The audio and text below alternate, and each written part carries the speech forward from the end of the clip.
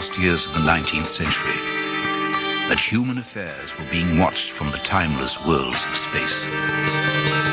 No one could have dreamed we were being scrutinized as someone with a microscope studies creatures that swarm and multiply in a drop of water. Few men even considered the possibility of life on other planets. And yet, across the gulf of space, minds immeasurably superior to ours regarded this Earth with envious eyes. And slowly and surely, they drew their plans against us.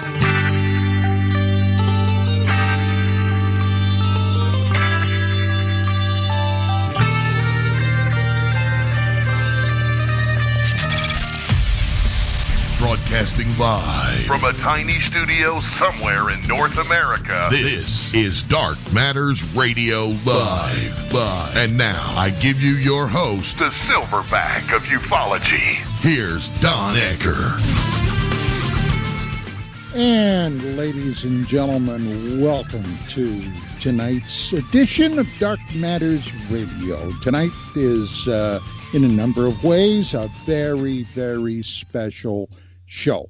Not only do I have on as a guest somebody that I have been just very fond of over the years, somebody that goes back with me to a number of different itinerations of my radio endeavors, but we've got some really, I think, some fascinating things to discuss tonight, and that, of course, I'm talking about Mr. Stephen Bradford. Stephen, how the heck are you? Happy to be with you, Don, and, happy holidays to everyone out there. Merry Christmas, and looking forward to the conversation this evening. Okay, great. Now, I've got a few announcements to make before we really get started. First off, ladies and gentlemen, I got to tell you, I am absolutely tickled pink to be here tonight because it was a bit push and go. I don't know if you've been following my trials and tribulations where I live with the Southern California Edison Electric Company, but in the last number of months, we have had an unprecedented number of power outages. And yesterday, the word filtered down from on high that there was a possibility we would have one today. Now, this is getting to the point of being virtually unbearable. And hey, I'll be very honest with you.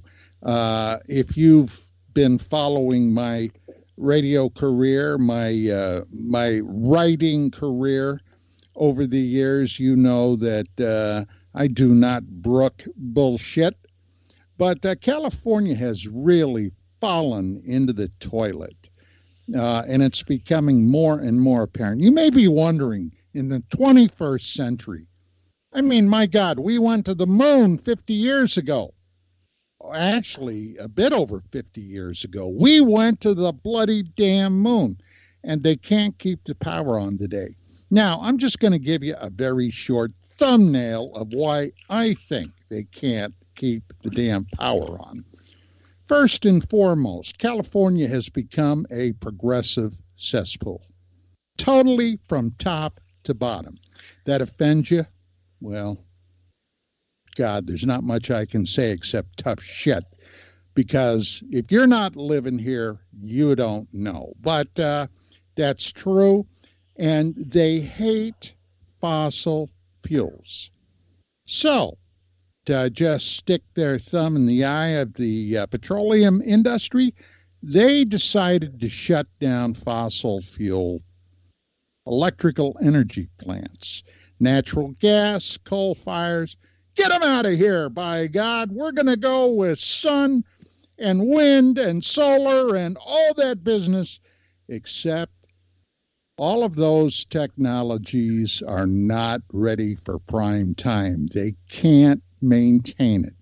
And our power companies that are currently in business, once again, this is my take on it, Well, they've allowed their equipment to go straight to hell. They haven't been upgrading, they haven't been maintaining like they should.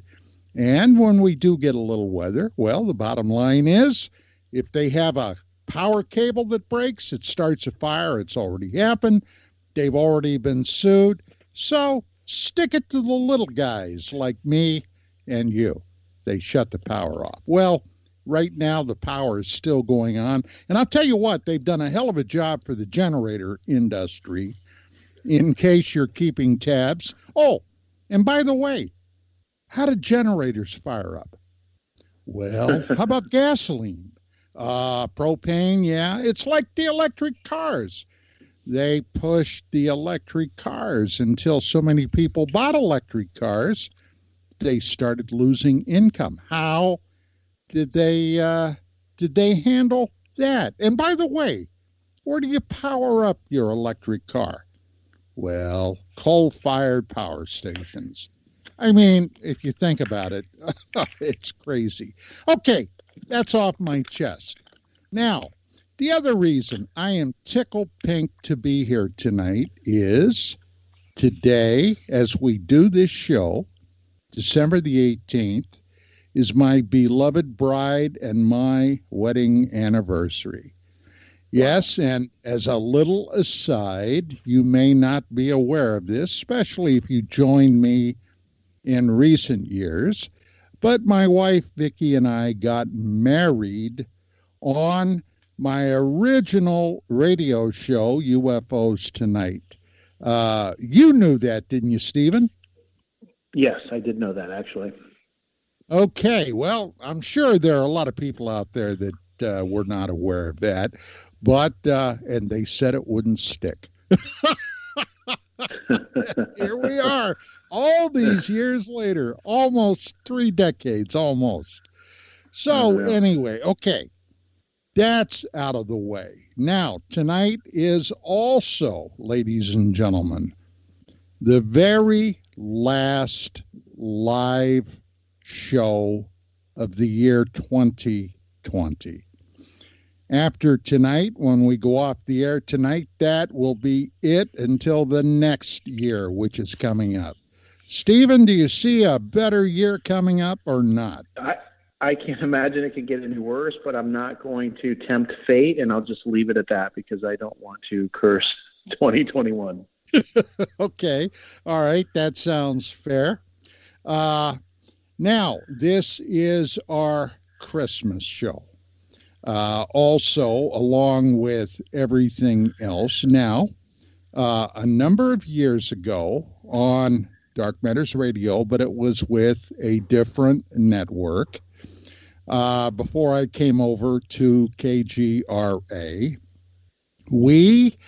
I had a segment on my show that ran for months and months. I called it the Mad Hollywood Minute with Tracy Torme. Now, I've known Tracy for, oh my Lord, going on 30 years, maybe a little bit longer than that. Actually, I think it is actually a little longer than that. And Tracy and I were talking one time, and he has some tremendously fascinating stories about things that have happened to him in the Hollywood game. I mean, Tracy is a movie producer, television writer. He was the guy that brought the world Sliders. He did Fire in the Sky, the Travis Walton story. So many things. It's unbelievable. But we were talking one time, and I said, hey, Tracy, I got an idea. If you're up for it, how would you like to have an ongoing segment on Dark Matters Radio where you talk about some of your stories? And he's been in and out of the UFO field for, oh, my Lord, many, many, many years. And he thought about it, and he said, yeah, that might be fun. So he started doing stuff. He talked about Gene Roddenberry, the great big bird of the galaxy, the guy that brought us the original Star Trek. And actually, Roddenberry was Tracy Torme's mentor. And we had some fascinating discussions. Well, we were getting close to the holidays, and all my family, of course, has left the stage. My mom, my dad, and so forth. Most of my aunts and uncles, they've all passed on. And I was thinking about that when we were getting close to Christmas. And the bottom line was, I remembered that my father had 2 Christmas carols that were his absolute all-time favorite. One was Silver Bells, and the other was the Christmas song. Now, you may not immediately recognize the Christmas song, but it starts out like this: chestnuts roasting on an open fire. Well, Tracy's father, Mel Torme, was the writer that penned that song back in the 40s, actually during the Second World War. And I did some research on it. We were getting close to the holidays, so I told Tracy, I said, hey, why don't we do a segment where you talk about your dad and that song? He said, yeah. Well, ladies and gentlemen, because a week from today, as we do this show, it is Christmas. And Stephen, I'm going to ask your indulgence if we can play that segment. And incidentally, ladies and gentlemen, Mel Torme actually sings this rendition of the Christmas song. So, Stephen, if you just stand by with me, my friend, let's do that, and then we will continue on. Bill? Hi, okay, now this is going to really put a patina on the entire show tonight, since it's, for all intents and purposes, Christmas, and I mentioned that I have at most 1 or 2 degrees of separation from one of the most beloved Christmas songs around. And the name of that song is The Christmas Song, and this rendition of it is sung by none other than Mr. Mel Torme. So why don't we go ahead and take that off?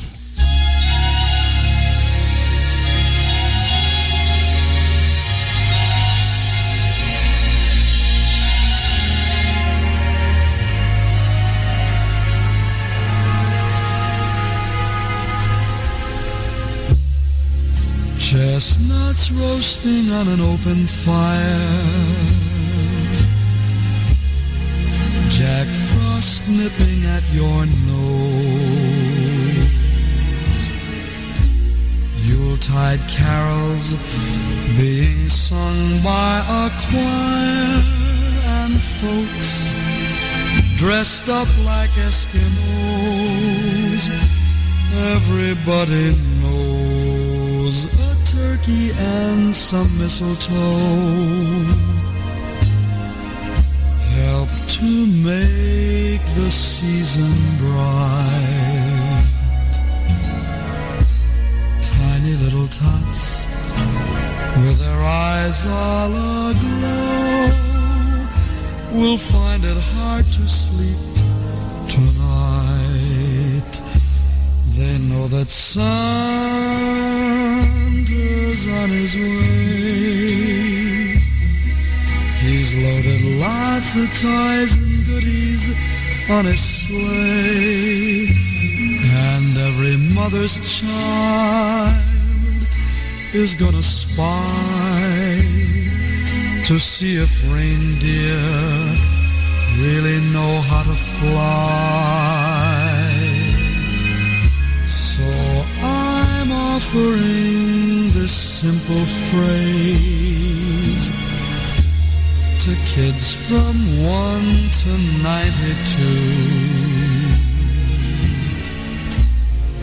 Though it's been said many times, many ways, Merry Christmas to you.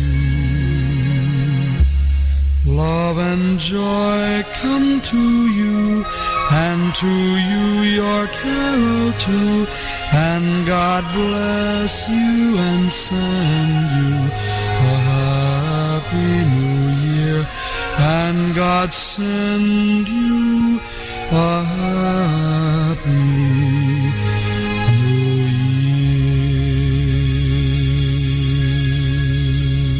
Oh, my Lord, that was lovely. And now, Mr. Tracy Torme. Tracy, what can I tell you? That was just a simply beautiful rendition of your dad, not only singing that song, but he was basically the author of it, wasn't he? Yeah, I guess I've heard that song once or twice over the few years. Yeah, there's quite a story in my my family about the way that song came to be. It's kind of a legendary story in my family. My dad was a fledgling songwriter. He was, I believe, 17 years old, and he was writing songs at that time with another writer named Bob Wells. And Bob Wells said, look, I've procured us a cabin near Lake Arrowhead. Let's go up there for a few days and do some songwriting. Let's do something. We've been trying to do that for a while, and we've both been too busy. So they both agreed, and they decided to go up to this cabin and to do some writing. So they get up to this cabin, and it just turns out that there was a tremendous heat wave going on in the Southern California area at the time. For those of you from other parts of the country, we don't have that often, but this was like my dad remembers it as being the hottest weather that he could ever remember. And they get up to the cabin, and they discover that there's no air conditioning. And they go into the place, and it's just sweltering. It's just so hot. It's like they just can't even concentrate to do any writing or anything like that. And they're thinking, oh, my God, what are we going to do? We've paid for this place for a few days, and there's no air conditioner, and this is horrible. So they were sitting around trying to figure out some way to cool off. And they just came up with the idea, let's think about Christmas. Let's write something about Christmas, and maybe that will cool us off. So 15 minutes later, as the story goes, they had written the Christmas song.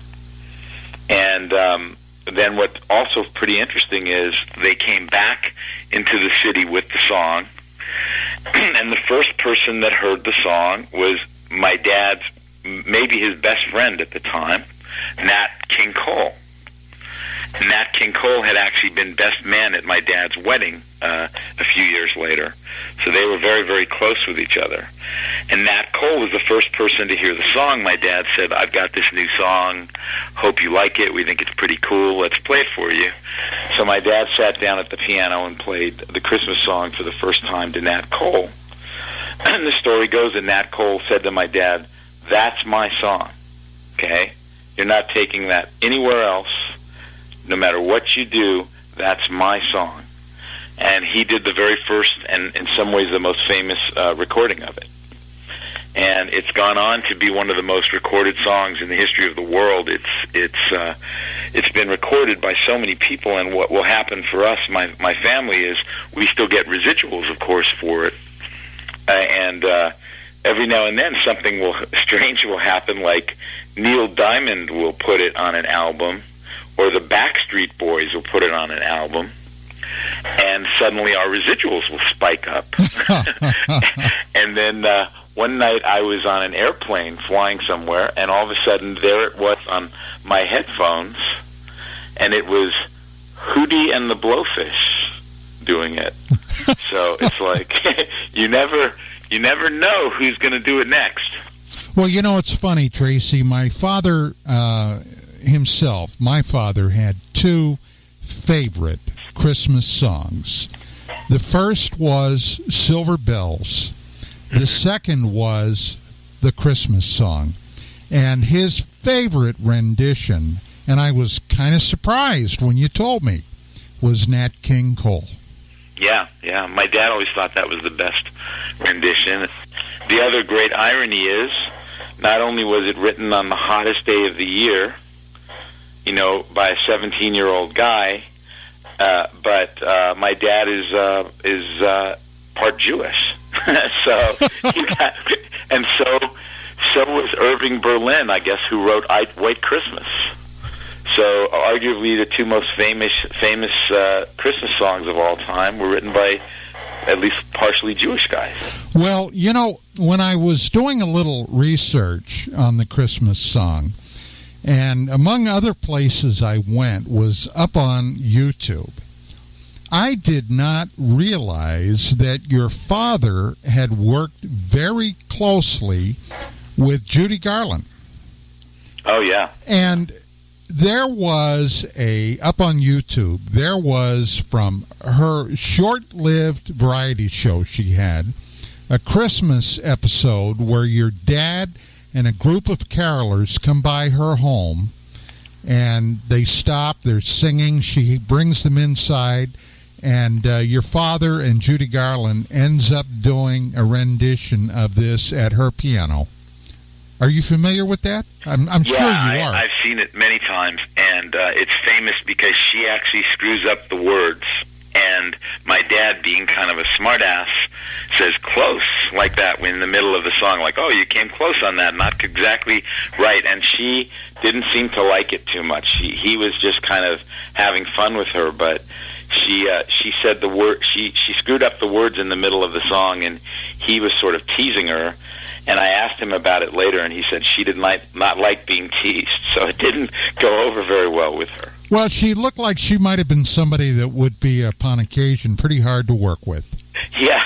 Well, that show you're talking about was a very famous show. It was a variety show from the early 60s, and it was meant to be the show that was going to knock Bonanza off the air finally for CBS. And they came to my father and asked him if he would be the special musical director of it. And he was kind of insulted. I remember he said that he thought that they were sort of trying to say maybe his career wasn't going that well, that he would actually take a job like that. And then they offered him, they said, well, you'll do 6 guest stars or something over the first 2 seasons, have you as a guest star 6 times. And, Judy is a legend, and think of the opportunity to work with her and everything. And my dad thought it over and decided maybe it was a chance for him to be in Los Angeles more and spend more time with his family. So he agreed to do it, and he did do it for, I think, a season and a half, and there was a lot of turmoil on that show. There was a lot of, it's sort of infamous for having a lot of people hired and fired, and Judy Garland apparently was very erratic and crazy, and they all sort of went through the depths of hell on that show. Well, I'll tell you, it was a delight to watch, however. Tracy, I'd like to take this opportunity to wish you and your family the merriest Christmas and a very, very happy New Year. Oh, thank you, Don. Same to you and Vicki. Thank you. And we are back with tonight my guest and my good friend, Mr. Stephen Bradford. Stephen, speaking of the Christmas holidays, before we get into it, do you have anything special planned? I know you've just recently moved back to your home state, and I'm sure you're still in the process of getting everything put away and the way you want it, but anything special for the holidays? You know what? Every holiday is special. I think it brings out the best in everyone, and that goes without saying. But yes, actually, all of the instances and frustrations that you mentioned that you had with California Edison and California in general were similar to what I experienced, because I lived, I think, maybe only 10 minutes down the road from where you lived, Don. And my only, thing I could do to resolve it was to move. So, I was tired of lockdown. I was tired of fires. I was tired of homeless encampments. I was tired of losing power. I was tired of high crime, high taxes. And I just packed it up and moved. So that is an option, and I exercised it, and here I am back in Florida. 2,200-mile drive with 4 dogs wasn't easy, but happy to say I'm here. Happy to say I'm home again. And like I said, the holidays are special for everyone. And there was a good little introduction that you just put on with Tracy. Wonderful guy. I know that we did the Hollywood Minute many years ago, but anytime that he is a guest on the show, it's a treasure, and I always look forward to it. Super. I'll pass that along.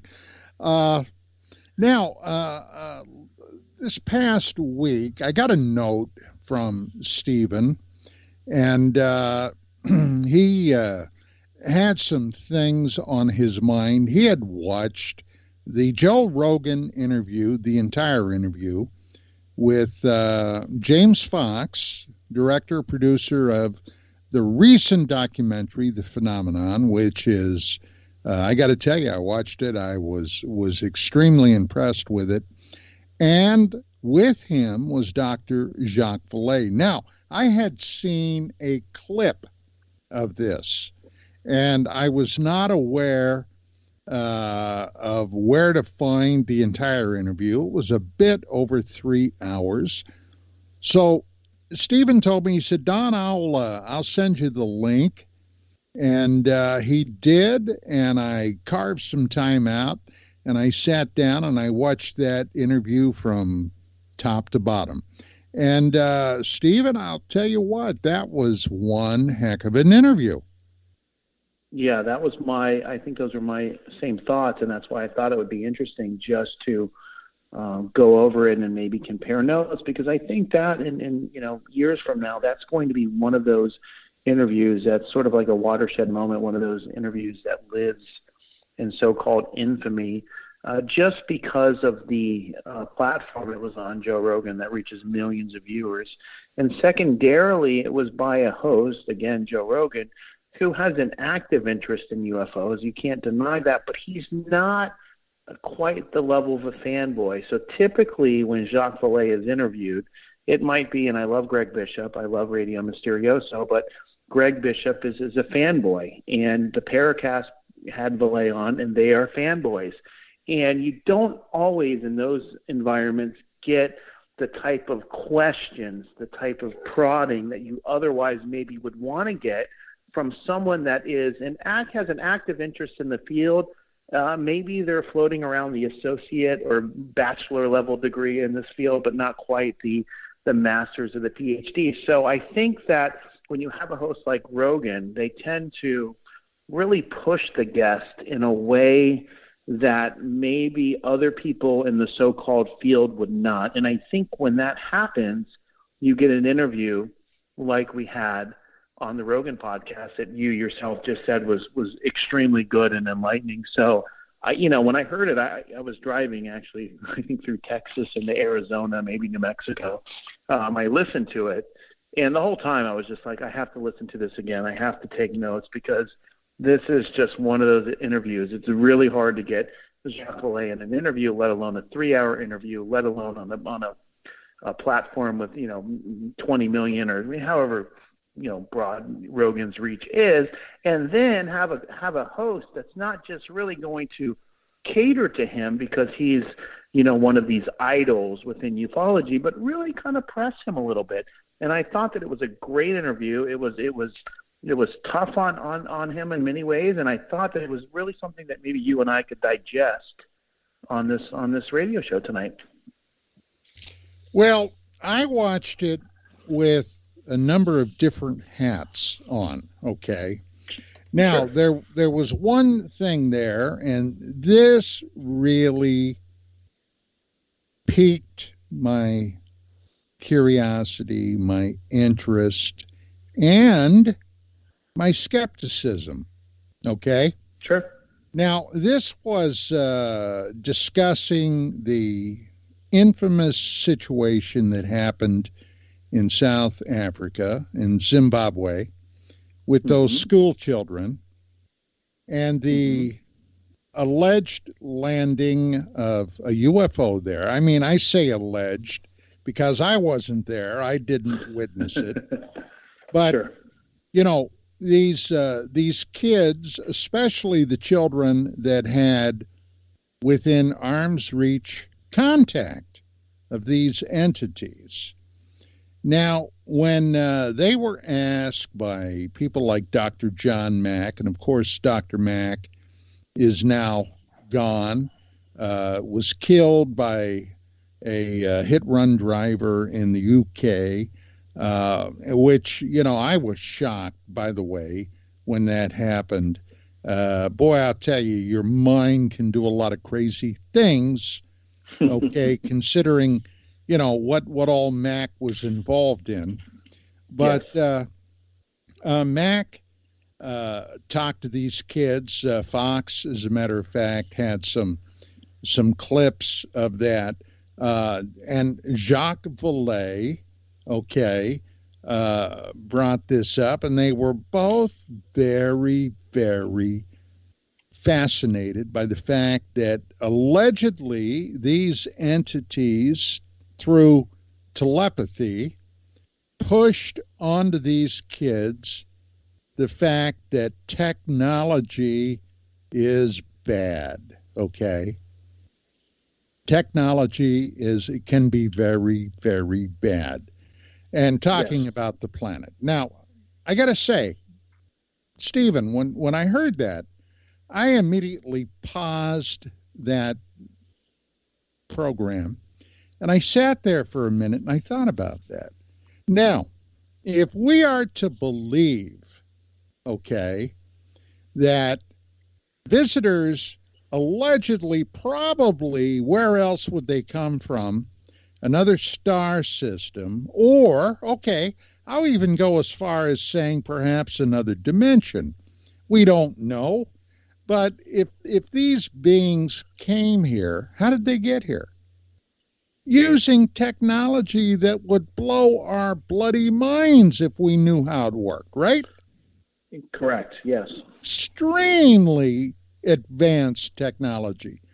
And they're coming down to us, and hey, let's be honest. If you're comparing our technological prowess with these folks, we're still primitives. And they're telling 100%. us stop with the technology. I got to say, my skeptical nature reared its ugly head there, Stephen. Did you pick up on that? I did pick up on that, Don. And where I'm going to differ from you is, although Jacques Vallée did say that seemed to be the message, that seemed to be the indoctrination process that these, this phenomena, he doesn't even call them aliens or visitors, he calls it a phenomena, was relaying to the people, to the children in that specific scenario. At no point in the interview did Vallée suggest that was actually true. And it's interesting, Don, that you mentioned this, and maybe he thinks it's true, maybe he doesn't, but it doesn't necessarily cast a level of skepticism to me that it may have with you, because at the same time that I watched that interview, I've also been reading Into the Fringe by Dr. Carla Turner, and one of the things that she said is there's one thing, she has like 5 facts that she says that she's learned from this phenomena as being an experiencer and a highly, highly intelligent woman, I might add, is that this phenomena, quote, lies to you. So it's very possible that we can accept Vallée's assessment that they are trying to, quote, warn us or teach us about A, B, and C, and then also look to somebody like Dr. Turner and say, that could be true, but it doesn't necessarily mean that what they're telling us is true. So it's very possible that this phenomena is certainly, and this is something we're going to talk about later, is some type of learning or training or control mechanism. But that doesn't mean that the training and the knowledge that they're trying to impart to humanity is in any way true. So I think that it's important to have a broad view of this.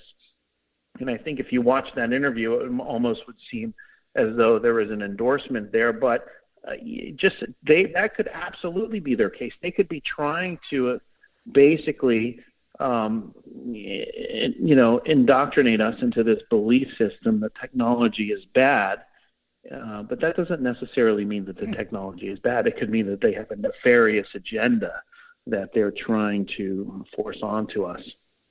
Well, that's the bottom line, okay? Because, hey, we don't know what the agenda is. This Right. very, very strongly reminds me of my first and only face-to-face meeting with Stephen Greer back in around 1990 or 91. It's when Greer was first entering the main UFO stage.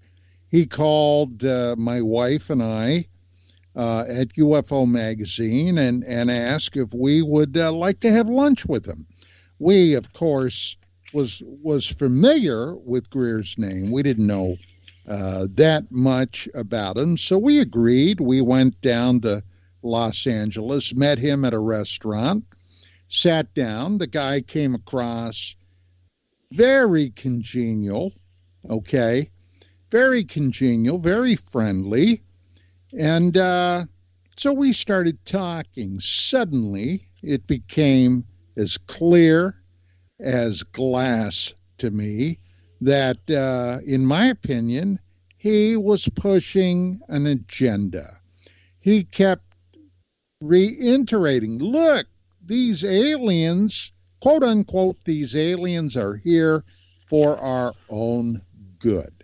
Now, as an aside, I had just at that point recently completed an article where I had gone back through the history of the phenomena to 1947, maybe even a little before that.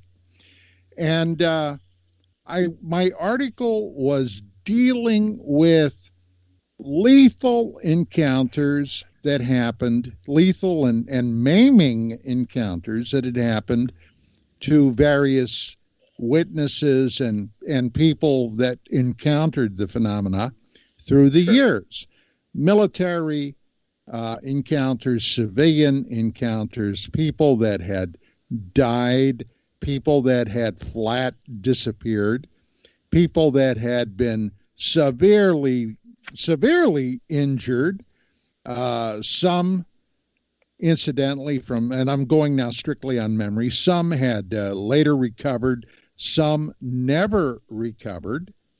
And so, I basically told Greer, look, as far as I'm concerned, the jury is still out in the deliberation room. We don't know. And besides, I said, Stephen, look, if we are to believe reports that we're getting about human beings being abducted by the phenomena in the middle of the night, I said, look, for my military background, for my law enforcement background, it's real simple for me. Friends don't come to your house at 3 or 4 o'clock in the morning, sneaking in and abduct you. Okay? Friends don't do that. I'm sorry. So whatever they're doing, I can't put a patina of it's benign or for our benefit. As a matter of fact, at one point, I even got into a really loud argument with Bud Hopkins. And Bud Hopkins, of course, one of the most premier researchers in abductions, I hit Bud with a number of these cases, and Bud always maintained, well, look, they always bring them back. Oh, do they? And then I hit him with a couple of cases where people encountered the phenomena and they flat ass disappeared and never came back. And, Bud was really getting irate. And I said, look, Bud, what's the bottom line with you? And he told me, he said, well, Don, he said, I don't want to scare the public. Okay, well, that was honest with me, but I don't believe it was honest to the public. Now, of course, Bud is now And I had the highest regard for Bud. Don't misinterpret what I'm saying. No, I understand. He's a great guy. I really liked Bud, but I always felt that was extremely disingenuous. But as far as Greer went, Greer came back with the rejoinder. He said, look, I'm an emergency room physician. And sometimes when somebody's in a really bad accident and they bring them into the emergency room, I've got to do things that hurt them. But it's to make them better. It's to help them, blah, blah, blah. And I said, well, yeah, okay. I can certainly buy that. But the bottom line is we can't put that same explanation on these so-called aliens. So that, correct. Incidentally, I said that was the first and only time. Then from that point forward, Greer avoided Vicky and I like we had the plague. I can imagine. So, and I think those points were well taken. We can't project what you and I would do as humans with our colored lenses onto, a phenomenon like that. And again, I think that this is one of those real rare interviews where Valet was actually pushed. And I think at one point, Rogan basically hit him up and was like, okay, Jacques, what's your bottom line? What's your takeaway from this? Like, what is going on? And Valet looked at it and says, I'm not here to speculate. He goes, I'm one person. He danced a hell of a lot in that interview. I will say he did a little bit. He danced a little bit about it, but you know what? What I do appreciate is you got to look at what he said and not necessarily what he didn't say, and sort of parse it. And that's why I thought this interview was so interesting, and that's why I wanted to compare notes with you, because what Valet did say is he goes, look, it's going to take a team. He's like, I've got a PhD in computer science. He's like, I'm great with data. We need a sociologist here. We need an anthropologist here. We need to have a team before we can come to a conclusion. And what I love about Rogan, because if that would have been Greg Bishop or the Paracast, and they would have put Dr. Valet on a podium, and Dr. Valet says, look, it's going to take a team to draw a conclusion, and I'm just one guy, they would have accepted that. They would have said, okay, yeah, that's understandable. Rogan didn't. Rogan goes, come on, Jacques, you've been doing this for fucking 40 years, excuse my French. You have to have some takeaways. Like, you've researched this for 40 years. I don't care about what the team thinks. What do you think is going on? Like, what's as the individual Jacques Valet? And again, this is where I said I like to see the witness pushed a little bit outside of his comfort zone. And I think that's where I think Valet really, delineated his view on the whole teaching us, where, again, I've read Valet for many years, and he's very dense. His books are dense, and they're very metaphysical, and it takes a lot of thinking to get through it. And I've heard this is a control mechanism, this is a teaching mechanism, and I sort of understood it, but I sort of didn't, and finally he broke it down. And I thought it was an interesting thing. And he says, look, and this might just be a situation where if you're a hammer, everything looks like a nail. Valet is a computer scientist. He has a PhD in information systems and so forth. So for him, his first instinct was to take all of the data, all of the case data, all of the waves, the sightings across the entire world, put it into a database, put an artificial intelligence algorithm on top of it, and then try to see if there's any patterns that emerge. And that's what he did. And what he says, look, he's like, one of the first things I did, he's like, I tried to see if this is an ET situation, if this is from aliens from Mars coming, let me run an algorithm where I put Mars at its closest position to Earth and see if there is an increase or a decrease in the number of sightings, cases, phenomena, abductions, etc. And he goes, it kind of worked, but it really fell apart the more I started to look into it. He's like, so I tried all of these things when I tried to categorize it as like an ET coming from space. I couldn't do it. He says, the only pattern that seemed to work is when I compared it to what psychologists would do when they're trying to train whether it be a primate or a culture or a population. And that's when he sort of broke down his, and of course Rogan was like, what do you mean train? What do you mean like they're training us? What is this? And Valet basically said, he's like, this phenomena it's not consistent. He goes, it goes through waves.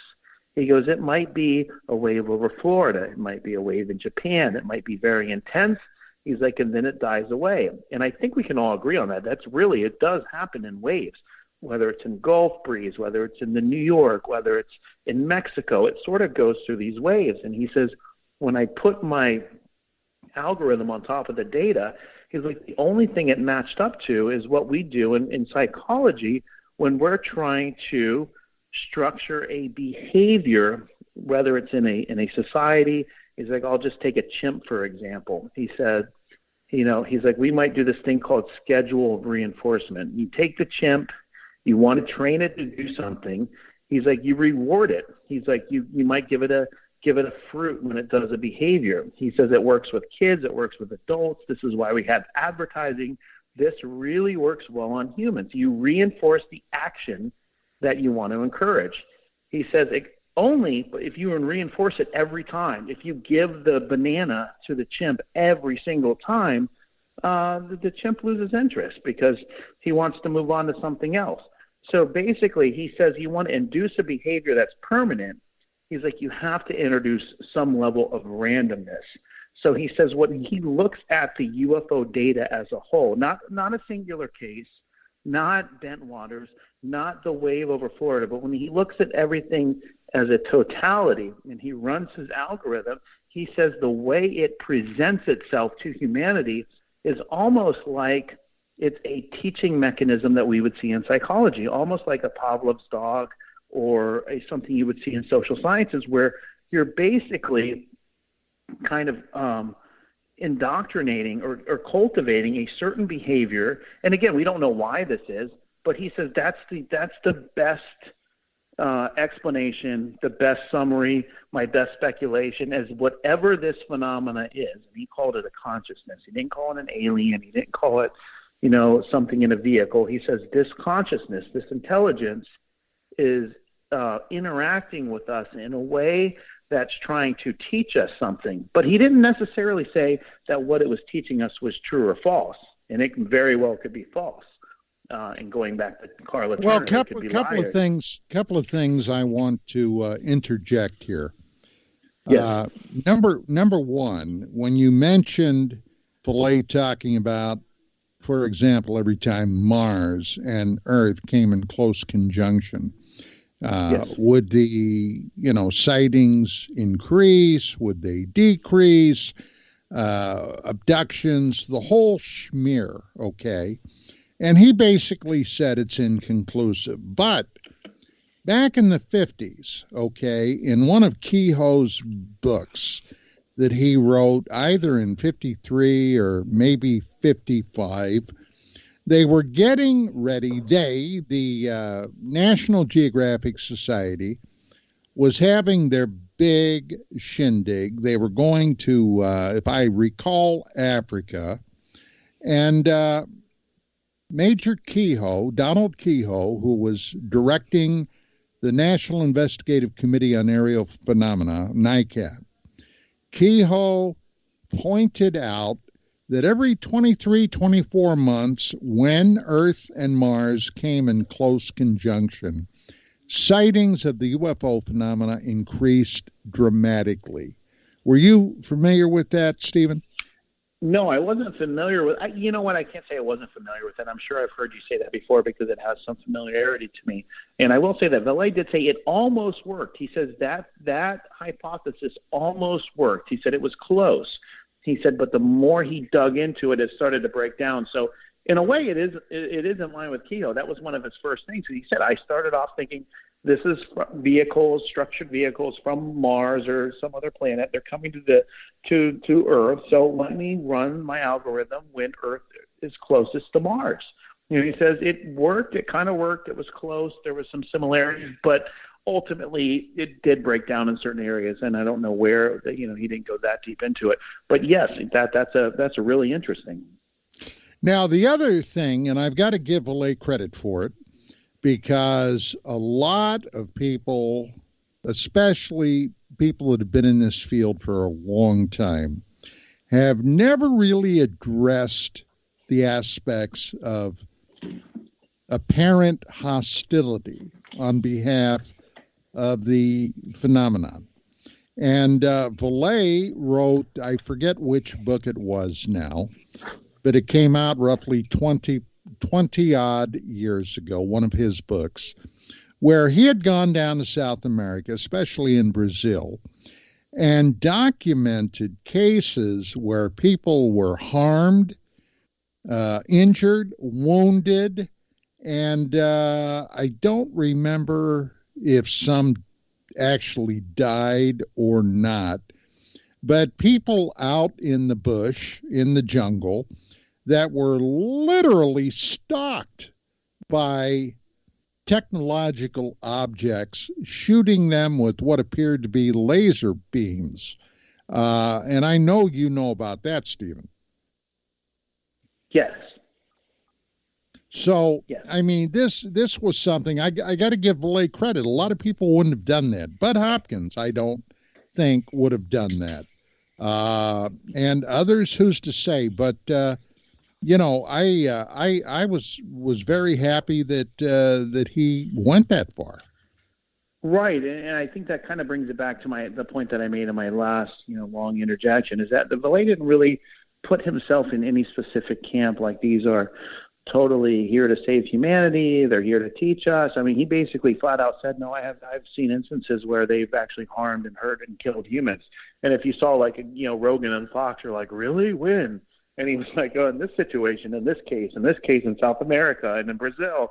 And so, yeah, again, I mean, and I think that was the fascinating thing, is this was an individual Vallée who got into this very young. He's super intelligent, and he really walked with giants. And you start to hear him like, oh, when we used to talk to Carl Sagan and we would have round tables. It's just so fascinating that this guy was really there and doing all of this. And he really, again, he like you said, he was open to the fact that this is not necessarily a friendly phenomenon, that it does have harm, it does hurt people. It's not this great enlightening moment that just seems to, appeal to the New Agers, that, it seems to be what is the norm now with the Greers and the New Age and the Corey Goods. Oh, this is all to help us get rid of nuclear weapons and save the planet. That's not, he said flat out, he's like, it's not that simple. This is far more complex. This is not about alien beings and vehicles coming here to study the Earth. He's like, because we go to Mars 1 or 2 times, we get some rocks back, and we have it. He's like, they don't need to come for 60 years and land in people's backyards and take them. Or and take perhaps thousands of years, Stephen. Right, thousands of years. But, you get my gist, because he's only been investigating contemporary cases where there's actual witnesses. However, he says it doesn't fit. He's like, the idea that these are explorers from another planet that are coming here to look at rocks and cows and humans doesn't fit, because if they're an intelligent life form, they only need a cheek cell. They only need one rock. They don't need to come every week to come get another rock, another cow, another human. And yeah, point well taken. So he says what we're dealing with is far more complex than that. He wasn't willing to say it was aliens or this or that, but other than it was just an intelligence. It was a consciousness that has an interplay with humanity for, in his speculation, some sort of training or, sort of molding exercise. But whether or not that's to our benefit or not, if you don't want your potential adversary to get technology to compete with you, you might send some messengers over there that tell them technology is bad.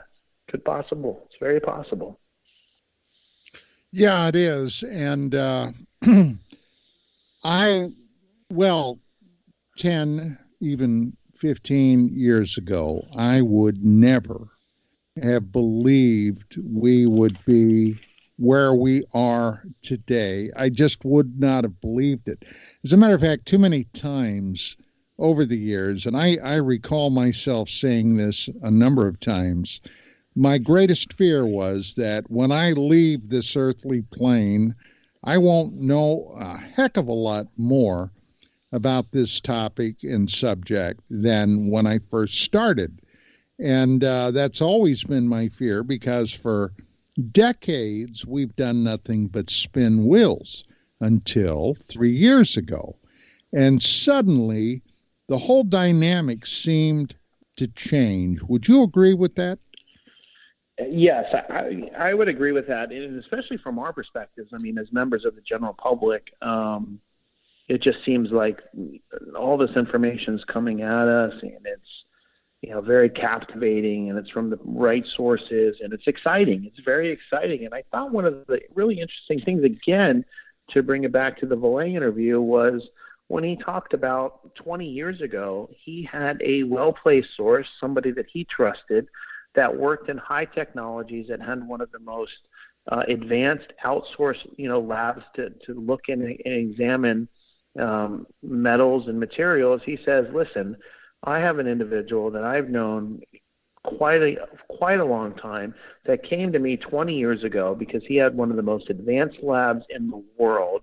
And a governmental agency came back to him and said, listen, we've got a piece of metal from they didn't say what it was from. He said they might have told him it was from a MiG, from a, some sort of, craft that they have taken from another government. We want to see what it is. And he says, this gentleman told me that when he used his most advanced equipment, he could not break it down past what was very advanced, crystalline, or maybe it was structures. There was some sort of complex structure that basically the lab just couldn't get past it. Well, let me break in, Stephen, because we are right now at the top of the hour. We've got to take that top of the hour break. Let's you and I pick up exactly there when we come back. Ladies and gentlemen, this is Dark Matters Radio, brought to you exclusively by KGRA Radio, your contact point to those dark and dusty corners you very seldom peer into. Tonight is also the last live show of 2020. Thank God. I'll be glad when this stinking year is done with. Even if 21 turns out to be a stinker, I want to get the hell out of this one. And we'll be back after these words.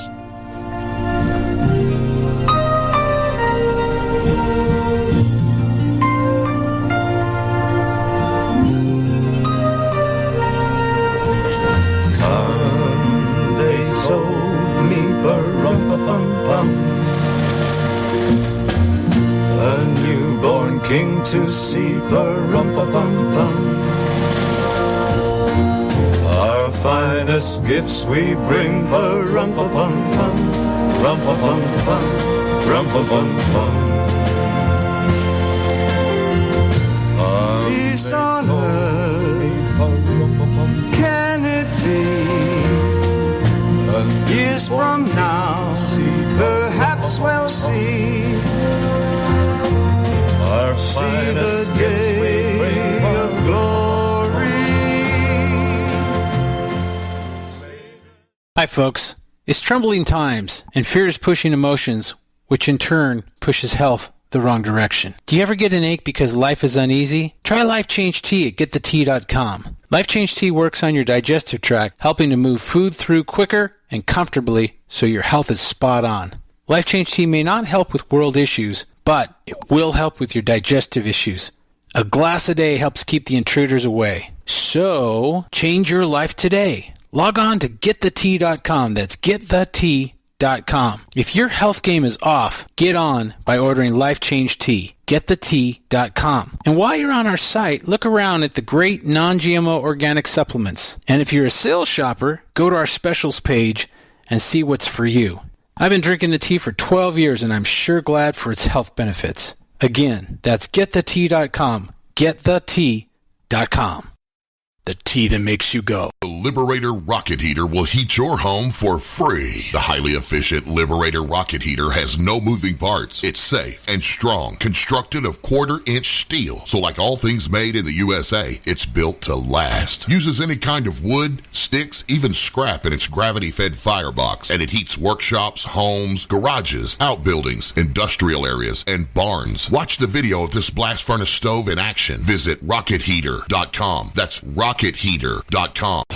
Welcome to the new KGRA digital broadcasting website, thekgradb.com. Here you'll find great new content, including the KGRA Classics, great shows from our archives. You'll be able to see the show times and information so you can see what show is currently on air. The on-air live button. So just go to this section and you'll be able to hear the show live with exceptional sound quality. We also have the Vault section. Make sure to subscribe to get access to great content and special features. We have the make content for our latest news and events, so make sure to sign up and you can be part of our forum.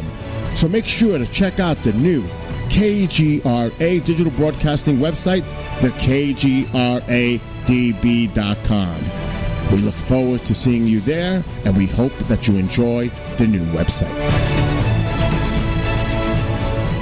Hi, this is Don Ecker, host of Dark Matters Radio, heard on KGRA. This is our sincerest wish for a joyous holiday season where you and your family are surrounded by love and friends. We'll see you each week right here on KGRA, and in the meantime, hey, Santa's checking that list and he's looking at it twice.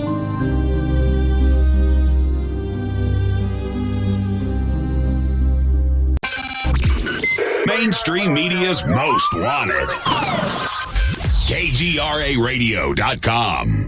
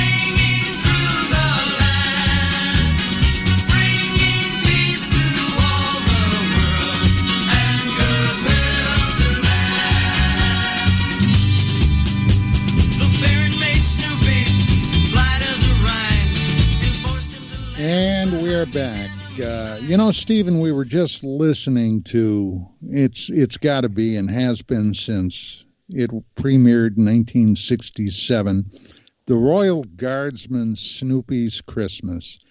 And every time I hear that, believe it or not, it takes me back to Vietnam to just a few days before Christmas in 1971.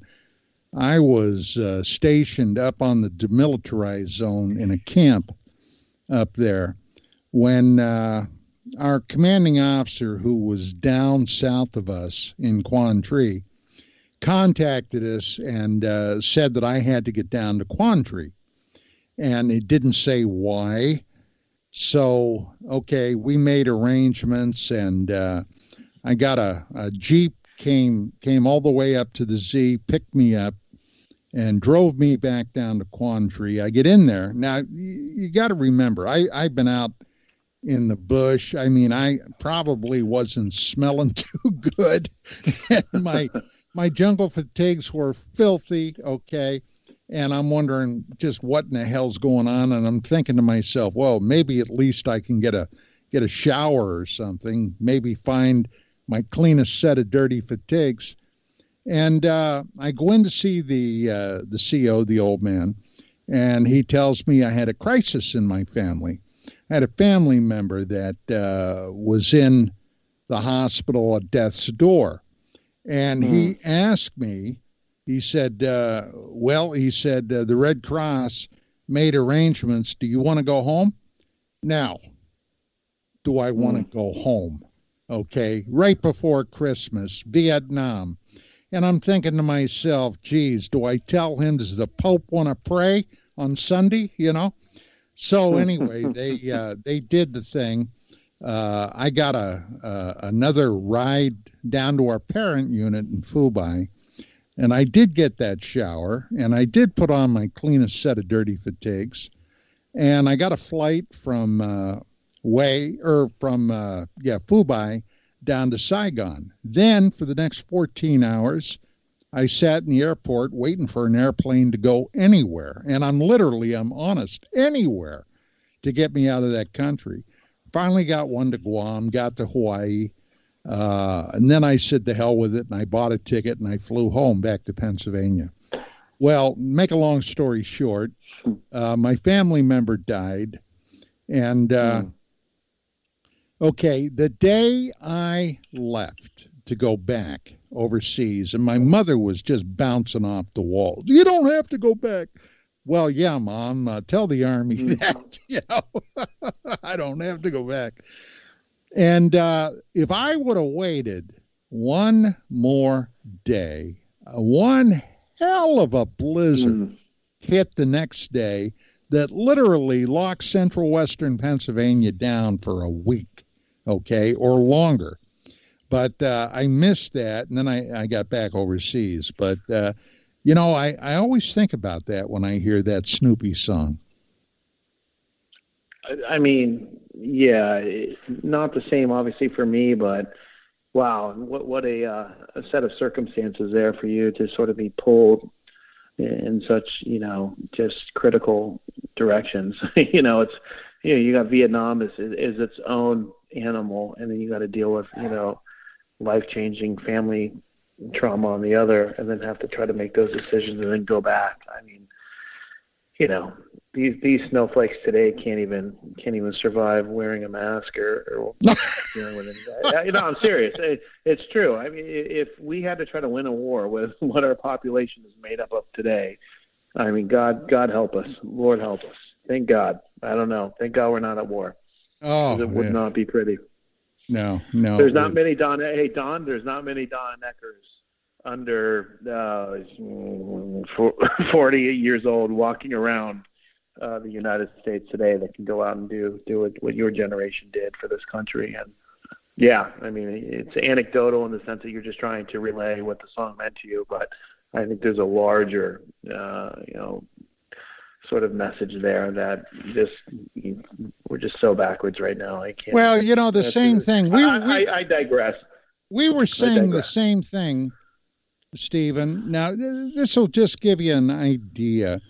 Now, you weren't around in the 60s, but, there were people in my parents' generation that were looking around saying this country's gone to hell.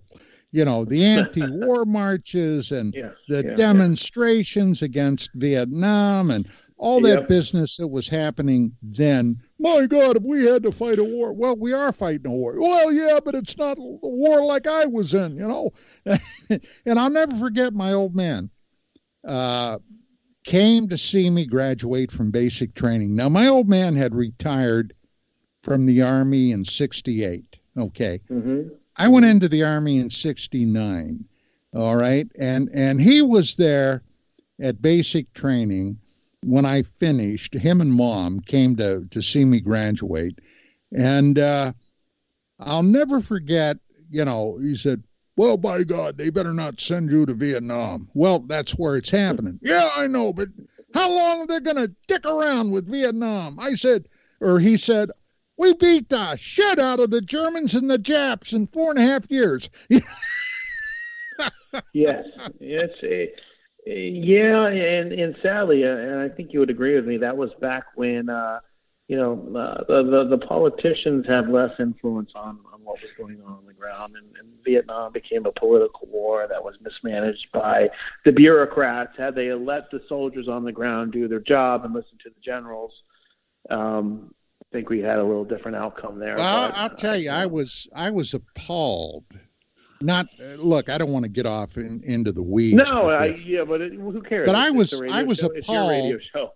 Yeah, I was appalled during the Obama administration when reports were coming back that military snipers, highly, highly trained guys that can take down a target at 1,000 or more yards. Okay, now think about that. That's over a half a mile, well over a half mile.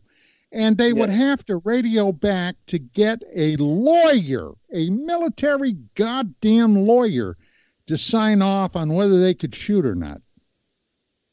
Touche. Yes, again, you're relying on bureaucrats to make decisions. I mean, Don, you're not only a soldier, you're a law enforcement officer. Imagine you're trying to go make a felony arrest with a resisting suspect that's armed, and before you can do what's in your best interest, you've got to run back to your patrol car, get on the radio, and ask your lieutenant if you can do A, B, or C. Your ass would be dead. I mean, honestly, you have to. I mean, when you decide you're going to go to war, you have to trust the instincts. You have to trust your generals on the ground, and you can't second guess them with a bunch of suits in Washington. This is me. It's an opinion. You can agree or disagree with it, but that's kind of where I come down. And when you decide to go to war, and I'm not a big Colin Powell fan, but he did have the Powell doctrine, and he says when you go to war, you go to win. You overwhelm your opponent with just massive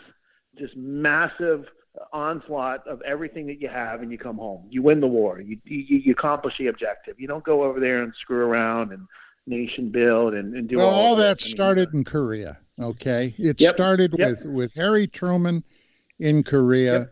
And I mean, well, enough of that. But anyway, we were talking about metallurgy. Okay, metallurgy before we had to go to break. And I'm sure the audience doesn't want to hear my my take on current events, probably. No, or mine. But yeah. But anyway, Valet was, I got to say, when that segment where he was talking about the metallurgical processes that they were subjecting this suspect metal material that they had picked up. Now, he really didn't go into any great shakes about where these various metals came from. But when you and I talked, do you recall me asking you, did Valet mention the Battelle Memorial Institute? Yes, I do remember you saying that, and I do remember he referenced a document that seemed to align itself with what you mentioned. I wasn't sure if the two were the same thing. Right, it was. It was. Okay. I assumed, I thought it was, but I didn't want to go out on a limb and say for certain that is what he was talking about. I don't know if you want to take it from there or go back to the. Well, no. At the time when that document surfaced, all right, and it was something he found in Hynek's papers, okay, and he showed it to Hynek, and Hynek was not even aware it was in there. It was the bloody smoking gun, all right. Mm-hmm. That put a lie to all this business about, number one, UFOs or unidentified flying objects do not represent a threat to national security, and all the other beeswax with that. And the fact of the matter is, it has always been considered a potential imminent threat. And I mean, my God, Stephen, if for nothing else, our final arbiter on national security is our nuclear weapons stockpile. If these things can fly in unimpeded, hover above the missile silos, and turn the damn missiles off, okay, that would be above a national security threat, I would think. And not just us, but they did it to the Soviet Union. And my question is, I wonder if it's happened in communist China. It's a great question. And again, I think it gets back to that point where we sort of talked about Valais. And again, it's kind of why I thought this interview, and sometimes it takes a 3-hour interview to get to that point, was so comprehensive. And the fact that Valais talked about that. I mean, he was there in the beginning. He was there in the middle. He's now there still in the end. He might be in his late 70s now. I can't tell. He's very old now. He's very elderly. Still sharp, but you can tell, he's definitely getting up there. But he's been there, and he talked about that. This was a reality. This did happen. This is not open to debate. This is a guy that had classifications. He was on the ground with Hynek. He was working in those channels. Again, and I think, not just digress a little bit, when you hear some of these stories where, we got the alien metal or the metal from the anomalous object, or where they turned the nukes off, or the Sirocco thing happened, you sort of look at the source and they might be suspect, but Valais has always been one of those guys who we've known. He's got the academic pedigree. He's always been well-connected. He's running those circles. And in this interview, he was kind of just like, yep, that happened. Yeah, that's true. Oh, yep, the nuke silos got turned off. There was multiple redundant systems. There's no way it should have ever happened. It's actually statistically impossible, but it did happen. And it not only happened here, it happened in Russia. This is, scary stuff, Don. Scary stuff. I mean, this is not a guy who heard it through the grapevine. He experienced this. And again, it's pretty impressive testimony when you hear somebody of his caliber to make these statements. Again, I don't think that he's saying this is a friendly situation. This is something to be alarming. He's like, the defense people look at it as a threat. He's like, we need to get everybody at the table and talk about this because it's serious. Absolutely. This is why when I hear these stories like the visitors, if that's in fact what they were, telling these school children via telepathy that technology is not a good thing, that's what really gets the hairs up on the back of my neck, because I sense an agenda, an absolute agenda. Yes. And kind of just, I know we're talking about Valais, but in this same time period, I've been reading Into the Fringe by Dr. Carla Turner. I've been looking into a lot of her Richard was very good friends with her, Richard Serra. Yes. And I listened to 2 or 3 of the episodes that Richard did on Radio Mysterioso that he really delved into that. That's kind of what put Carla Turner back on my radar, and I've been reading a lot of her work. This lady has a PhD. She's extremely intelligent. She's not fantastical. She's not making this up. Whatever happened to her, as far as she believes, as far as she knows, she believes. It's her truth. And she said, look, these people have told some people they're Jesus Christ. They've come to other people and told them they're Muhammad. They've come to other people and said that they're, the creator. She's like, the only thing that I can tell you without question is whatever this phenomena is, it, quote, lies to humanity, because there's too many contradictions. And actually, Valais, in that interview, he says, look, there's too many contradictions in the evidence to conclude these are space-traveling explorers from another planet just trying to study humanity. He goes, the evidence does not support that. He's like, that's way off. This is far too complex. We need to have a better hypothesis to cover all of the range of data.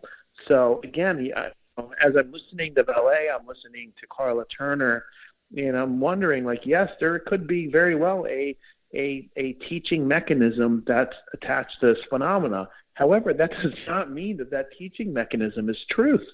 It could be nefarious. It could be adversarial. We don't want you to get technology. We don't want you to explore any more of this because it's, quote, dangerous. Yeah, dangerous to them, maybe not so much to us. So I'm open-minded to all of it. The great thing about all of this is science is provisional. It can be, changed based on new data. I'm happy to change my mind based on new data. But it was really eye-opening to hear somebody of LA stature really come out there and not just talk metaphysical about, he's a very deep thinker. He likes to get into the AI and it's a control mechanism from another dimension. But basically he came down also and said, that's true, but we also have metals. We also shot one over Washington, D.C., and metal came down, and we looked at the metal, and it's all something we can't really quite explain. So there's a lot going on with this, Don, and I think that where we're at now, in 2020 is it's become a lot more serious now. We've got even, Brennan just came out and said, I was the CIA director. I don't have a lot of respect for Brennan, but you know what? He basically said, yeah, there's something to this. There's a lot of these encounters that have happened over our airspace with our military that we can't explain. We can't really classify it as anything other than unexplained. And this is not the guy over the farm looking up at the sky saying, "Oh, I saw the crap." This is the former CIA director. We've got Harry Reid. Yeah, well, I don't have anything good to say about Brennan. Nothing. Nor do I. But I will say, I kind of feel like when you talk about something like this, it sort of bridges a little bit of the apolitical. It's not really helping one side or the next. And I understand your critique of Brennan, and I share that. And I share those same critiques with Harry Reid and some of the others. However, with this topic in general, it's not really playing to a red or a blue agenda. So I kind of just sort of take it as it is. No. I not that I wanted to get off into the weeds politically, but but I understand. Brennan has proven to be and Clapper both congenital liars. All right, that will say anything that's expedient for the moment. That I look at it from a cop's standpoint. If I had somebody that was coming to me with information, and this may sound a little strident, but he better be right 100% of the time, or have a damn good reason why he screwed that one up. But if you catch somebody deliberately lying to you, how do you ever trust them from that point forward? You can't. And in legal terms, they call it like the clean hands hypothesis, or the clean hands. If you go in front of the court, you have to have clean hands if you're making a claim, and if they're dirty in one aspect, it's going to it's going to affect the other claim that you're trying to make. You have to come in with clean hands. Period. It's going to pollute both sides of it. With that being said, though, when I look at I'm not a big Harry Reid fan, and he said some pretty startling things on this. I'm not a Brennan thing, but I think that the things that they do say, that when they do lie and they do really sort of make us question it, there's an agenda at play. There's politics. There's partisanship at play. And on this specific issue, I don't think it plays to one side or the other. And I just it just makes me wonder a little bit, because they could easily say nothing. Well, that's true.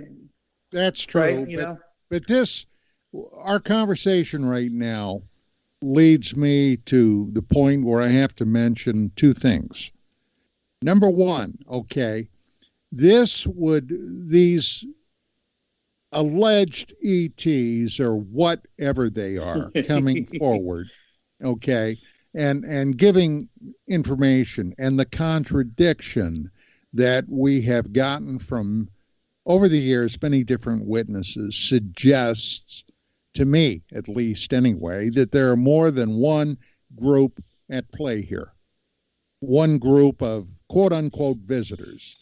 And over the years, as long as I've been in here, dealing with this morass. It's been suggested that as many as 5, 6, or even 7 various groups may be dropping by now and again, each with their own agenda. Okay. Now, I've said this before. I know, Stephen, you've probably heard me say this quite a few times, but okay, that is that. Now, the other thing, and regardless of how you feel about it now, the To the Stars Academy, all right, the last 2 years have had a series of programs titled Unidentified, where they've come forward, especially the first year that it aired. These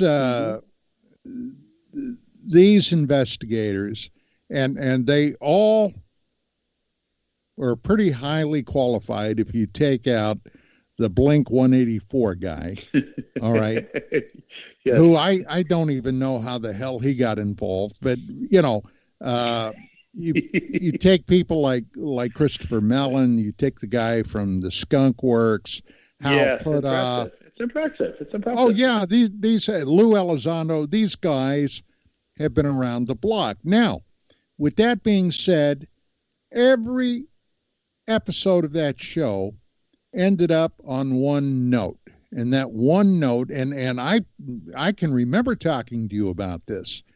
Yes. The potential threat scenario. They beat the drum on that loudly. Now, when you have somebody like Christopher Mellon, the guy's a former Undersecretary of State for Intelligence Matters. He ran the DIA. He was the guy in charge of military intelligence, etc. Okay, here's a guy that I would have killed to get to talk to 30 years ago. Yes. Okay. All the people that I beat my head on the wall, people that I tried to interact with, people from NASA, people from the Pentagon, the professional skeptic class, the lying bastards that they were. All right. And I would have done anything to get to somebody like that if they were willing to talk. And now suddenly, here's a guy from the rarefied atmosphere that he was in the Pentagon, is out beating a drum in the public about this, acknowledging this is a very real phenomenon. There's something about that always had my guts churned up, Stephen.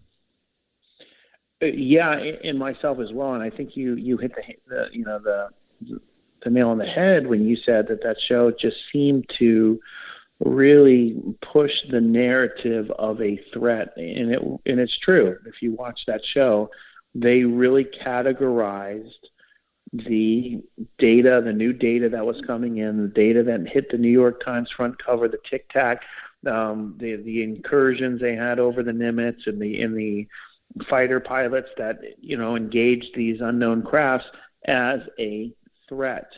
And we can look at this in one or two ways. And I think, again, to bring it back to the valet, I think that, because he's such a deep thinker, he really looked at this both ways. We can say that, look, there is a massive distraction that's taking place where they're leading us down the road to just accept the fact that this is a threat, or the perspective is far too myopic. And by that I mean we only have people from the defense and intelligence agencies giving a voice to this, that of course they're going to say it's a threat because, again, when you're a hammer, everything looks like a nail. So when you have a team of Elizondo and Skunk Works and Army and intelligence and CIA looking at a phenomena, the only thing they can see is a threat. And I think back to Valet's point, that's why we need a sociologist, an anthropologist, a physicist, and artificial and AI, the whole multitude of people coming to the table. And again, I don't know if this is necessarily because they're trying to prime us for the idea that this is a threat, and I think that's a possibility, or we've just created a task force made up of defense people, and their entire career is looking at everything in a very myopic scope of it's a threat or not a threat. It's a threat or not a threat. That's it. And I don't know when that's all they're trained to do, that they're going to come out and look at anything otherwise. So again, I don't know which of those two, ideas is true, but I think it's worth contemplating. Is it a threat because there's an agenda at play and they're trying to mislead us? Because you and I, Don, we're shrewd. We've been in this. We've looked at this. I'm more of a hobbyist. You were a serious researcher. We've looked at Project Beta.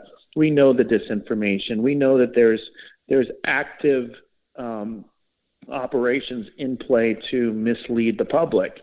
And the question is this an active operation to mislead the public, or is this a byproduct of something that happens when you get a group of intelligence and military officers looking at something as anomalous as this and then trying to draw conclusions?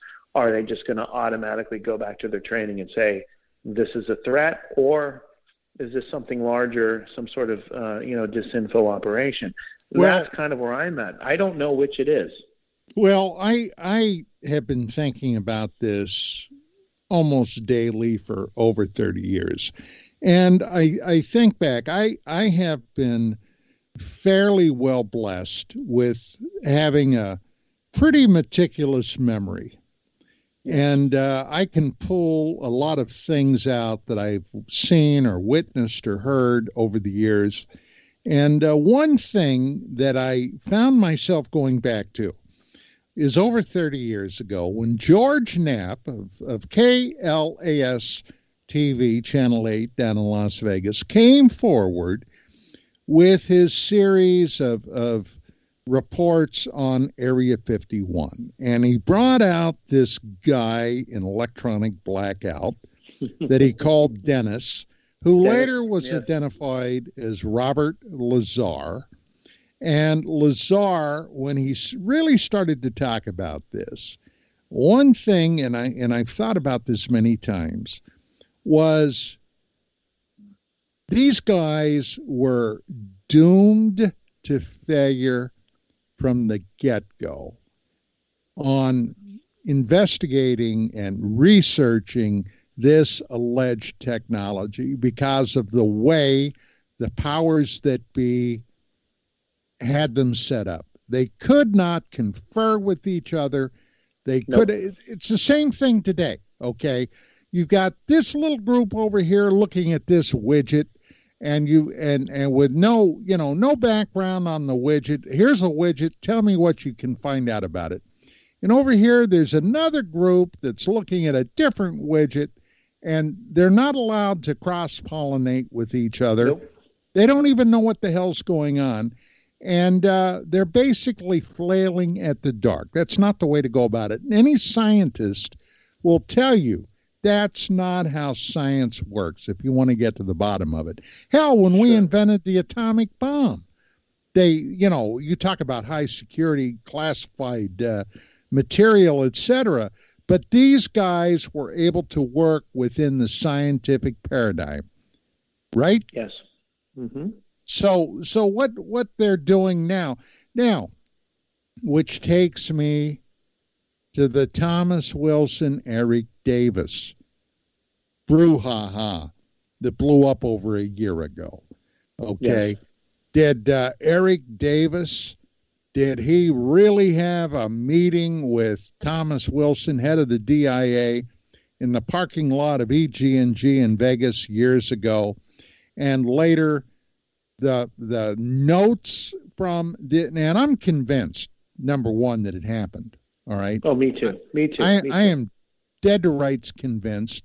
I mean, I put on my detective hat and I tried to look at all the wrinkles in the corners and what have you. And I came to the conclusion that Eric Davis, whether he advised Wilson or not, had a digital or some type of a recorder on him and recorded the conversation. Okay. Yes. He then made notes. Some of the people that he sent the notes to included Dr. Mitchell. Okay. And those were the documents that were discovered after Mitchell died. Yes. So, there are just too many connections that I put together, and I think I'm right. Stephen. I think you're right, too. And I think, getting back to kind of the core of this, when you talked about, are you going to leave this plane of existence knowing more than when you got here or started this. I think for the first time, when I was a kid in my young teens, preteens, watching sightings and unsolved mysteries and encounters, the type of information you got on those shows was a lady named Sue being interviewed by sightings, the footage of her pointing up at the star or at the sky saying, yeah, that's where it was. That's where I saw it, I swear. And to the casual observer, to anybody or even anybody in science, said this is malarkey. I mean, obviously it was interesting to me, so I followed it. But this is the first time, I think, in a really, and maybe ever, where it's not Sue on sightings, a fringe TV show pointing up at the sky saying, yep, that's where it was, that's where he was. Today, we're now talking about the Undersecretary of Defensive Intelligence, the former Speaker of the House, the former CIA director, the New York Times putting this on, esteemed commanders of fighter battalions in jets saying, I chased it. Here's my testimony. This is different, Don. This is different than where we were 20 or 30 years ago. And I don't have all the answers, but I'm along for the ride. It's extremely fascinating. And one of the things that really draws me to this isn't necessarily, are we going to get to the bottom of it? Is this true? Is that true? I went to my mom one day when I was like in 7th or 8th grade, and I said, this algebra crap is bogus. It's pointless. Mom, I'm never going to use this. I'm never going to have to do an equation. It's absolutely stupid. And many people would share that same view about this topic. And what my mom told me about algebra is kind of what I tell people about this topic when they ask me why I'm interested. It's not about, necessarily, is it you're going to change your life or you're going to get to the bottom of it. My mom says it's mind expanding. You're actually using your brain to get to something, and you're thinking deeply about something complex. And for me, that's really what it's about. And I think it's become more interesting as time has gone by, especially now, than less interesting. So I'm happy to do it. How would you like to indulge yourself in a little speculation right now? I love it. Because I thought about this. Now, I would think that anybody that's followed either my writing career or my radio career would pretty much think that I'm pretty down to earth. Would that be something you would say? 100%. Okay, and I'm not, as a rule, at least publicly, given to flights of fancy. Sure. But now tonight, well, this is the last show of 2020. What the hell, right? What the hell? Let's do it. Let's do it. Okay. Well, here we go. A little over a week ago, a former top Israeli scientist came forward in an interview, all right, and he made some astounding allegations, that through his government contacts, and of course, everybody knows the United States and Israel have been the tightest of allies. They exchange all kinds of information. And Israel is a nuclear nation. They do have nuclear devices for their defense. And this guy was one of their top nuclear scientists. Now, even today, all right, you don't get any more rarefied than if you have a high security clearance in the nuclear arms or industry. Would you agree with that, Stephen? I totally agree. And those people are well vetted. Very well vetted. And here's a guy coming forward saying that, yes, aliens, ETs, and UFOs are real. Our government knows it. The American government knows it. And there are aliens walking and living among us, indistinguishable from any other human being. Now, whoa, okay. Holy shit, what's this guy talking about? Well, on the one hand, if he's being as straightforward as he knows how to be, okay, that's one hell of an allegation. On the other hand, if this is some long-term disinformation thing, and there's no way of knowing at this point whether this is real or not, but for the sake of what we're doing now, we're going to go with the conclusion that this guy was trying to tell the public what he knew. Now, there are aliens passing themselves, and incidentally, I gotta say, Stephen, I've heard this a number of times before, that E.T. is here and he's living in suburban America, okay, doing God only knows what, but he's here. I've heard this a number of times from actually in 2 cases from very good, reliable sources. Now, is it true? I have no way of knowing.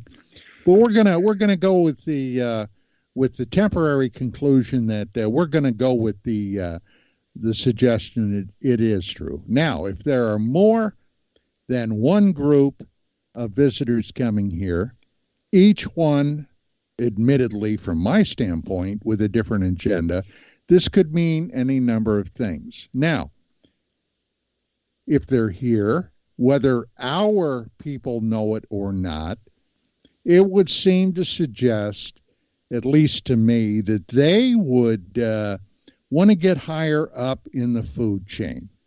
Would that seem likely to you? So they could influence things? Yeah.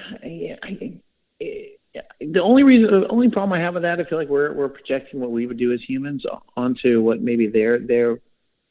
I just think if they're humans or aliens that could manifest as humans, they're pretty much unlimited in what they could do. So I don't know if they necessarily, but I'll go with it. Sure, yeah. If they have an agenda, they want to get up the food chain. I'll go with it. Yes. Okay, they're up the food chain now. I guess it was probably 6-8 years ago. One morning, I got up, came out, did my usual, got my cup of coffee, waited for Vicky to come out. She came out, got a cup of coffee. We're talking, and I had just heard some wacko, crazy thing on the radio, and something that, when I was in my 20s, it never would have passed a smell test, much less, to come on radio or TV. I said, it's like we went to bed last night and we woke up this morning and somehow we went into a different dimension. And I think you've got to admit the last 10 years anyway, things have been going on that would have never been tolerated or accepted before. 100%. Okay.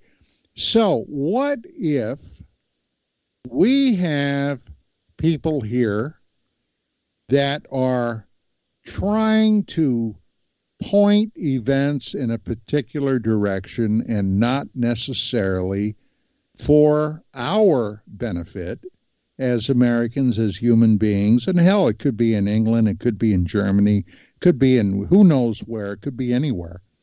And suddenly, if you talk to people like Dave Jacobs, he's convinced that they're infiltrating humanity at some point. He believes they're going to try to take us over.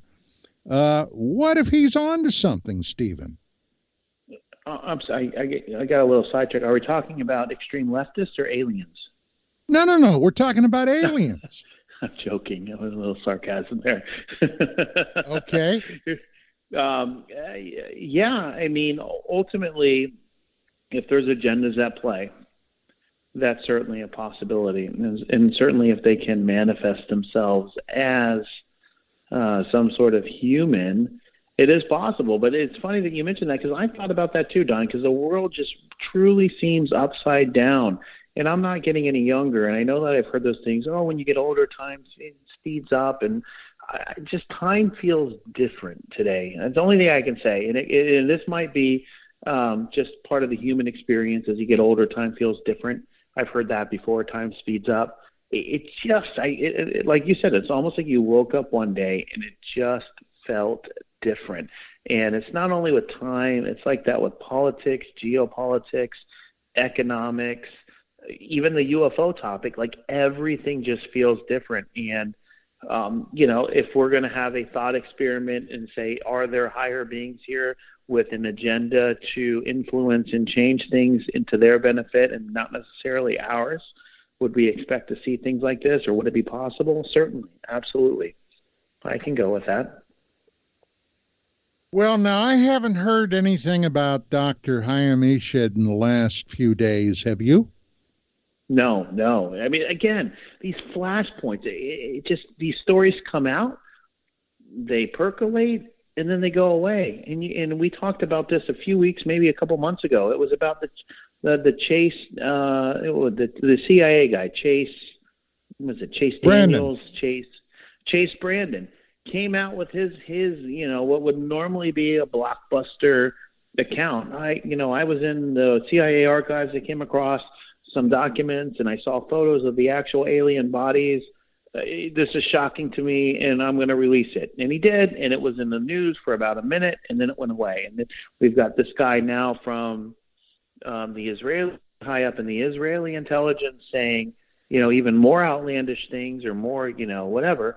And it was a news cycle for 2 days, and it goes away. So I don't know if this is legitimate information. Is this a slow drip? Is this an indoctrination? Is it all BS?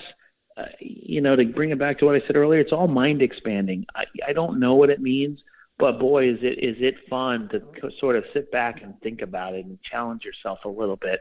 Wrap your head around it. Think about the different scenarios and what that could mean. I mean, if like you said, there is an agenda at play, all bets are off. All bets are off. And to bring it back again to the Valet interview, or when he talked about quantum levels and multiverses, and you could possibly have dueling timelines, once you open yourself, and that today is now contemporary science. That really is permissible. We can think about that. We can entertain that. As long as you, now entertain that, I don't know how you can sort of look at what the things that we're talking about today and say, oh, that's totally ridiculous. When you talk about different timelines, different dimensions, possibly sort of crossing paths, and you get a little bit of a crossover of one dimension into another that sort of creates some sort of anomaly or phenomena. To me, once you open yourself up to that, all bets are off. All bets are off. Once you say there's more than three dimensions, time is not linear, there's multiverses, you're well within your freedom and rationality to at least entertain some of these things that we've talked about. Well, you're talking about topics that 25, 30, 40 years ago would have been considered the purest science fiction. Okay, purest science fiction. Correct. But now we've known that mainstream contemporary science has really, at the very least, made some of these thoughts that you and I are talking about now at least permissible. It's not science fiction anymore. When you're looking at things that happen at the quantum level, it's total chaos. You can't predict it. There's the thing called the observer. Just by the mere fact that somebody looks at the experiment will change the outcome. I mean, what do you do with that? It absolutely loses its mind. And at that point, if that's what conventional contemporary science is saying, that this stuff, it all breaks down at the quantum level, I'm open to all of it. And like I said, science is provisional. I could be wrong. More data could come in.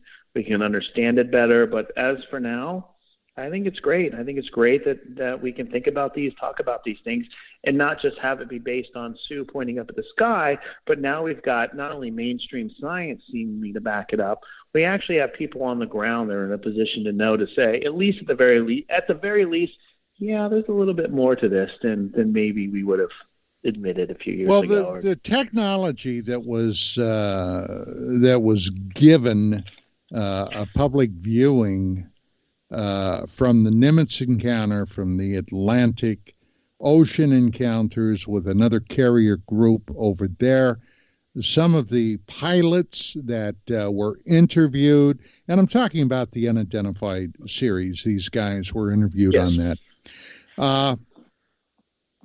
You know what, Stephen? If this turned bad suddenly, if something happened, I don't think we would stand a tinker's chance or a snowball in hell as far as being able to do anything about that.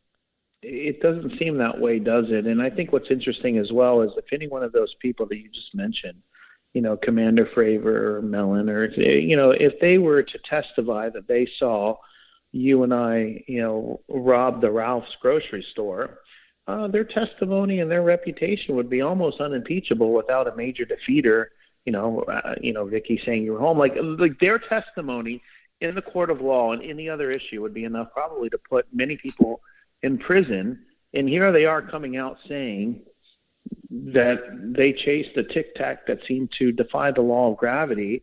And not only did they chase it, they have a radar confirmation of it. They have photographs of it. So now you've got multiple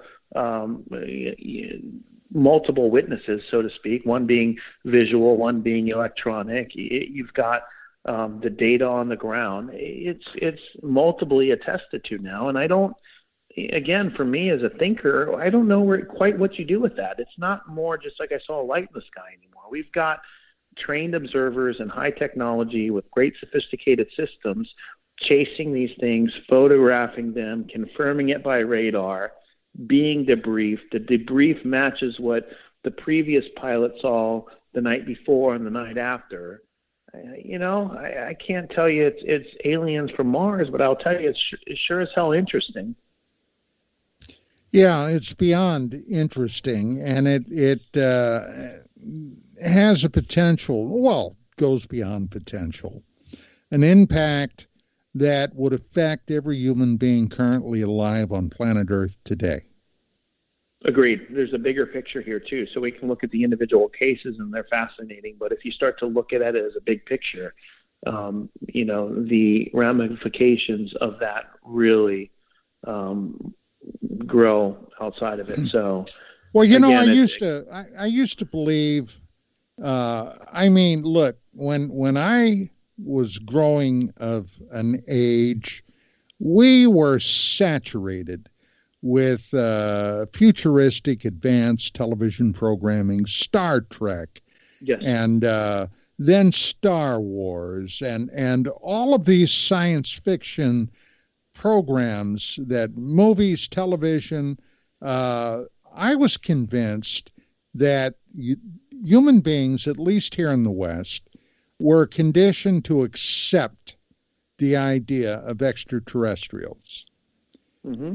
But then as my thinking began to change, and I went from a standpoint of strictly nuts and bolts to more metaphysical thinkings, and my basically, Stephen, my paradigm began to change. And same. Yeah, I was, at one point I was so sure, like back in the early 90s when I broke that case of STS-48, I at the time thought this is the case that will break the camel's back. Because this video didn't come from Don Ecker. It didn't come from one of my buddies, okay?